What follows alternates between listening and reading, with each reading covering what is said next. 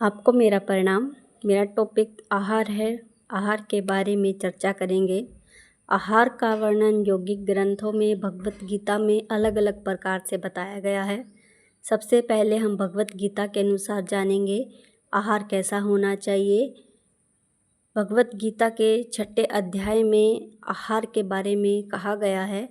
युक्त आहार विहारस्य युक्त चेष्टस्य कर्मसु युक्त सौपन्नावबोधस्य योगो भवति दुःखः।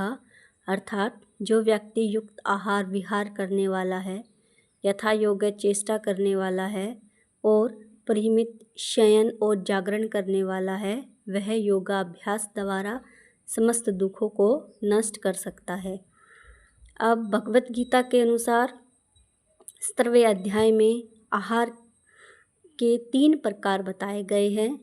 सबसे पहले हम सात्विक आहार पर चर्चा करेंगे। सात्विक आहार कैसा होना चाहिए? आयुवर्धक, बुद्धिवर्धक, बलवर्धक, आरोग्यवर्धक, सुख व प्रतीति विवर्धनकारी, रसयुक्त, स्निग्ध, स्थिर, हृदय, ये सभी सात्विक आहार होते। अब हम जानेंगे रासिक आहार कैसा होना चाहिए। कटु, अम्ल, लवण, अति उष्ण, तीक्ष्ण अर्थात तीखा या मसालेदार, रूखा, जलन करने वाला आहार रासिक आहार बताया गया है। अब हम तामसिक आहार पर चर्चा करेंगे। तामसिक आहार कैसा होना चाहिए? अधपका भोजन, रस रहित पोते अर्थात सड़ा हुआ भोजन, बासी भोजन, जूठा भोजन, अपवित्र या बुद्धि को हरण करने वाला भोजन तामसिक आहार कहा गया है।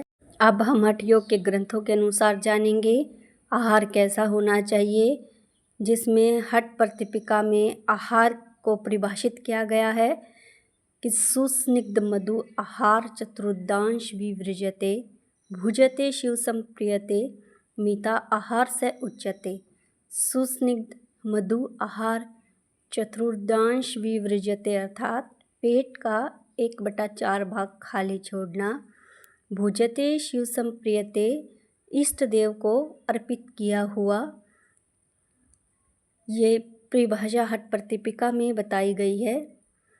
और यौगिक ग्रंथों में आहार को अपथ्य के रूप में वर्णन किया है, जिसमें हठ प्रतिपिका के अनुसार पथ्य खाने योग्य भोजन कहा गया है, जिसमें शामिल है गेहूँ, शाली चावल, यव अर्थात जौ, षष्ठी चावल, सुपाच्य भोजन, क्षीर दूध, घी, देसी खांड, नवनीत अर्थात मक्खन, सीता अर्थात मिश्री, मधुनी अर्थात शहद, शुंठी अर्थात सूखी अदरक या सोट, पटोल अर्थात परवल, फल, पंचशाक का वर्णन किया गया है, जिसमें जीवंती, बथुआ, चौलाई, मेघनाद, पुनर्वा शामिल हैं, मूंग, वर्षा का जल, ये सभी पथ्य आहार कहा गया है। अब हम अपथ्य आहार के बारे में जानेंगे।